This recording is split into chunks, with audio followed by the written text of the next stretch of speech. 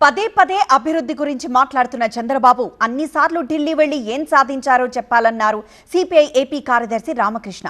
ఏపీకి అప్పులు మాత్రమే చంద్రబాబు తెచ్చారని, ఎమ్మెల్యేలు దోపిడీ మొదలుపెట్టారని ఆరోపించారు. విశాఖ స్టీల్ ప్లాంట్ ప్రైవేటీకరణ చేస్తుంటే చంద్రబాబు పట్టించుకోవడం లేదని విమర్శించారు రామకృష్ణ. వేదికపై నుంచి చెప్తా ఉన్నా చంద్రబాబు గారికి, చంద్రబాబు మాట్లాడితే అభివృద్ధి గురించి మాట్లాడుతూ ఉన్నాడు గంటల గంటలు. మంచిదే, అభివృద్ధి కావాలి.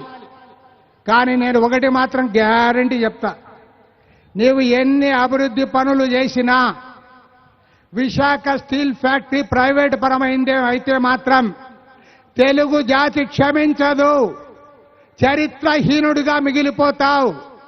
చంద్రబాబు నాయుడు గారు ముఖ్యమంత్రి, ఒకే ఒక్క విషయం గుర్తుపెట్టుకో, నీవంటే మాకు వ్యక్తిగతంగా ఎలాంటి వైరం లేదు. పైగా ఇంతో మేము ఫ్రెండ్లీగా ఉండేవాళ్ళమే నీతో.